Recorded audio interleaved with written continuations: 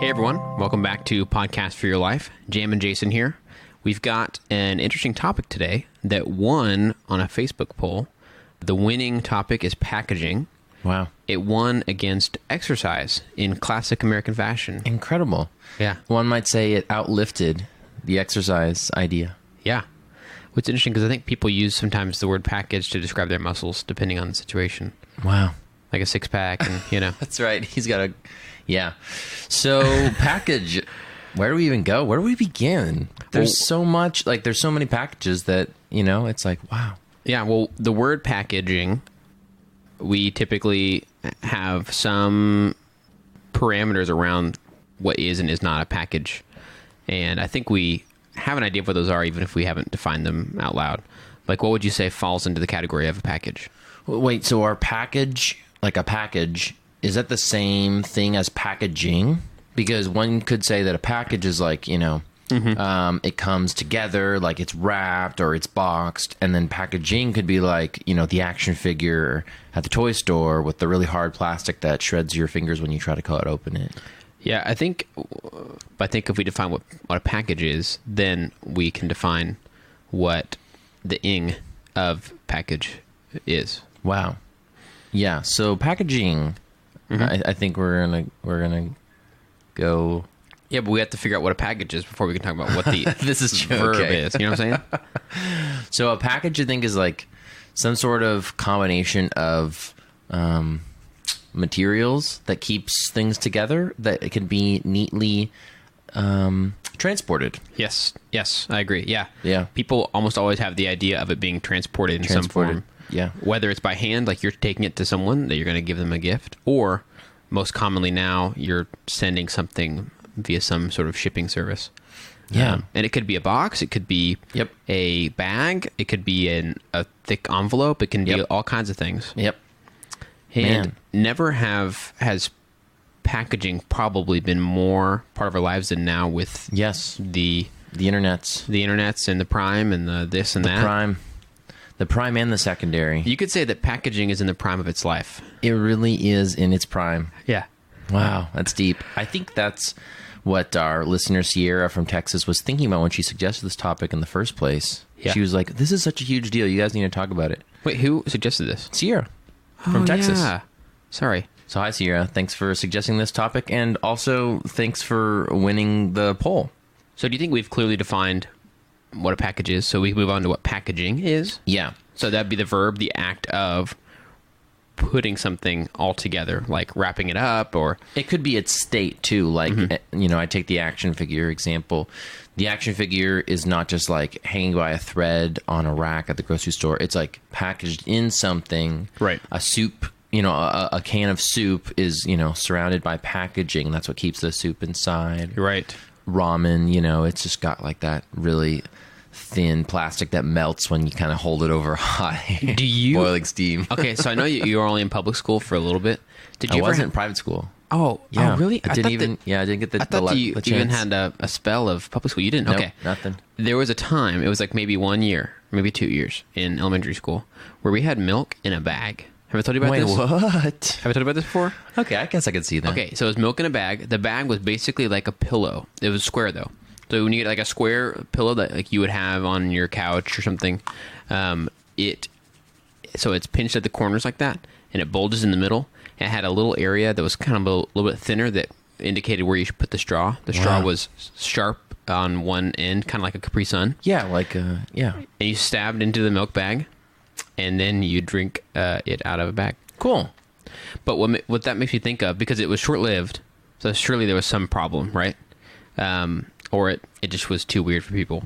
But whether it's the first try, the second try, or the 20th try, the packaging finds its way. People find a way to package things in the way that makes the most sense. Yeah. Like, surely there was a lot of iterations of the soup can before they figured out the way to, like, not only make it strong, but also make it stackable, have the ones that have the tab that opens it.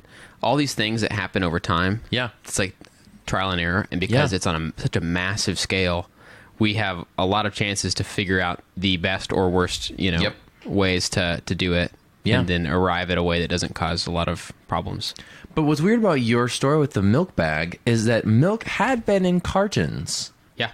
for a long time. And then we went back to cartons after that year. It's so random. Mm-hmm. I wonder if there was like a strike at the box factory for milk. Yeah, maybe that's it. It's like just for this period of time, for these several like months or whatever, they had to just find something else to do. You're like, great, we're out of boxes. We got to find some bags. Yeah. It was super interesting because it clearly, like, not other things get packaged into bags, liquids typically.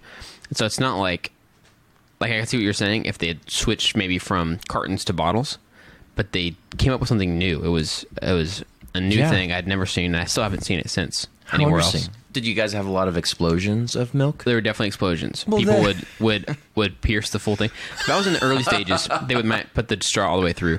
That was early stage, but then we figured it out. And it ended up being kind of cool. And when you'd finish it, it would just be this flat, like a Capri Sun where it becomes flat. It was just like that, but it had a larger volume capacity than a typical pouch type drink. But maybe we should move on, because I think what most people think of with packaging is kind of like how it pertains to us day to day now. Sure. Which is... But I think it's broad enough that it can... Yeah, it is. That's why I'm fascinated by this whole milk bag discussion. Like, it's so fascinating. I wish I could get a hold of one. Maybe we can try to find a photo or something. Yeah, maybe we can make that the thing. I think when a lot of people think of packaging, they think of the box that shows up at their door from UPS or the mail or whatever, or they order something online. And it's just that cardboard cutout sort of a deal. Yeah. I think we all can recollect times when we've gotten a huge box and knowing that, wait, what's in there is not very big, so that has happened a lot, especially with some of the online retailers. Like, you would get this really tiny thing, but it comes in this like huge box, and you open up and it's like 75% air and maybe a little bit of bubble wrap. You're like, oh, it feels a little bit wasteful. Yeah, exactly. It's wasteful, and it's deceiving depending on like if you're getting something that's from a relative or something, and you're like, whoa, it's an excitingly large box. But then not only that, but then the fact that there is a lot of plastic or whatever being wasted. And you could argue, I've heard a lot of people argue that, like, why do we even use plastic in packaging? We could do it all with paper-based type stuff, which would be better for the environment and just cheaper, I think. Yeah, some of them use like that kind of bubble. It's not bubble wrap, but it's kind of just like these air-filled bags. Yeah. But still plastic. Kind of helps. Right. So like, but you couldn't do that with paper. No, you couldn't. But you know how they do that? Like, as easily. They just get that brown paper that they have crumpled up. It's really cheaply made paper, but it's like just crumpled up. And because it's actually biodegradable, I think there's a lot of people who think this should just be a better move, or more types of boxes that fit better to the sizes of the things. You know what I mean? Yeah, that could be a part of it. There's probably a standard, like, you can only make so many different sizes of boxes, right? Before it's like, okay, well, we just need to package this one up or whatever. Yeah. But you did say something that made me think of something.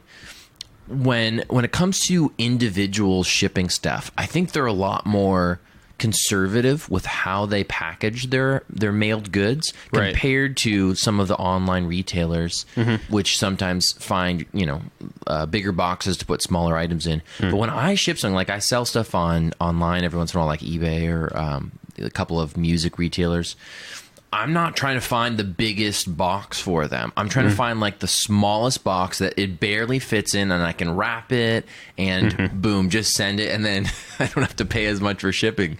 But that doesn't seem to be the case with some of the online retailers. But when I've also received stuff from individuals, like I buy something from somebody, on eBay, and they send me their item, it's always the same way. It's always like, this is like the minimum size for this specific item, and they weren't trying to send me. I've never gotten something where it's like a lot of air from an individual. So yeah, you're right. I don't know if you've noticed the same thing. I've noticed the same thing, and I've tried to do the same thing. Like, I've sold different things on eBay or bought stuff, and you're right. It's like people try to really find a more tightly fitting box. And what I've even done too is made the box more tightly fitting, because you can just cut it and then refold your own flaps for the box. And I've done that plenty of times. I just make sure that there's, like, if it's really tight, make sure there's like another layer of cardboard if I cut a little piece or something. Sure, yeah. So that whenever they're opening the box, they don't accidentally cut into whatever product it is or That's scratch smart. it. That's nice of you. Yeah, so I'll do that. Yeah. It's amazing how much time and effort is put into designing boxes and creating things that people, because there's so much stuff that's bought online nowadays that there's almost a whole side industry of creating and designing labels. Like I have a friend who designs labels and has historically designed labels for like baby foods that you would find at the grocery store, and it's like, whoa, you design like the labels and stuff and the packaging. And like around it was like a year ago, football season was starting, and one online retailer was shipping all of their stuff in boxes that looked like little footballs. Really? Like they were square, so they're not like the kind of pigskin shape, but they were brown, right. and they had like lacing where the tape would be, and like you know, like fake designed. Right. And it was actually really smart. I was impressed, and it was part of an advertising campaign that made sense when you started like, oh, that's why that looks like a football. But I thought it was like, whoa, they put some effort in it. Where it's not like people are gonna drive by somebody's house and be like, whoa, is that a football, a square football in their house? Yeah. They're just, just you as a person says, oh wow, wait, what is this? And it works. It's such a platform for advertising or promo or whatever you want to call it. But like, if people are receiving packages all the time, it's an easy way to add some, verbiage or some images or whatever on the tape or on the panels of the box or whatever. Yeah. One thing I do want to mention is food packages are super interesting. Not like grocery store stuff. We already kind of touched on that, but like takeout. Okay. Seeing what people give to you when you're, getting food to go or getting it delivered from a restaurant. It's always fascinating because you never know what to expect, especially with mom and pop places. Right. I was going to say that some places you do know what to expect. Yeah, Pizza, sure. like any sort of Chinese food place. But specifically with the mom and pop places, it's always like, what are they going to do? Yeah. Like today we had lunch from this local fried chicken place that's great, and they literally gave us like one of those foil casserole dishes covered with foil. And just put all the stuff in And there. all the stuff was in there. It was great. It's pretty convenient. And It that was. way, too, they can have like one large size. They might have a smaller one, too, but that works great for their large stuff. Yep. All in one box. The weirdest packaging I was ever on the receiving end of was something I bought on a Facebook group. And so I had messaged with the guy. So it was a little bit different than eBay because it's kind of like you can kind of trust a little bit more because we're in the same group on Facebook. And he worked at a mattress store. That was like his main business. He owned and operated one in Colorado somewhere. And so when I received the package, it was a super large box, way larger than the item I'd bought. But the item was like was a bag kind of thing. So it was like a carry-on size bag, basically. And so it was not tiny, but it was like the box was way bigger. When we opened it up, it was packed with pillows as the stuffing around. That's great. Yeah, and I wonder if they're like display pillows or whatever. So we investigated them a little bit, and we kept them. We kept all the pillows. Nice. You guys sleep on them now? Like, Well, we use them in our like guest room and stuff. So we had extra pillows in our closet and stuff. But it was just so funny. There were so many pillows. Like there were probably like 8 pillows. you must have ordered something pretty big. No, it wasn't that big. Oh. It was like a carry-on size bag. Oh, okay. But they were like squished with pillows. Wow. Yeah, so it really filled in all the spaces. It's fascinating. But that's one way to, solve Seriously. that problem. Yeah. Wow. Well, there is a lot we can talk about packaging, but I think we'll leave you guys with these brilliant words from a great mind, one of the inspirations behind this podcast. And they summed up packaging like this. You can tell a fried chicken place's authenticity by their to-go boxes. Yeah. Packaging is everything. Packaging is everything. You can't judge a book by its cover, but you can judge a package by its packaging. Everything is packaging. Well, that's all the time we have. Thanks, everyone who voted in our Facebook poll. You guys decided what the topic was today, so that was kind of fun. Yeah. So we'll do those in the future. So go to our Facebook page, Podcast for Your Life, and vote in our polls and help decide what we're going to talk about next. Yeah. Thanks, guys. We will see you soon.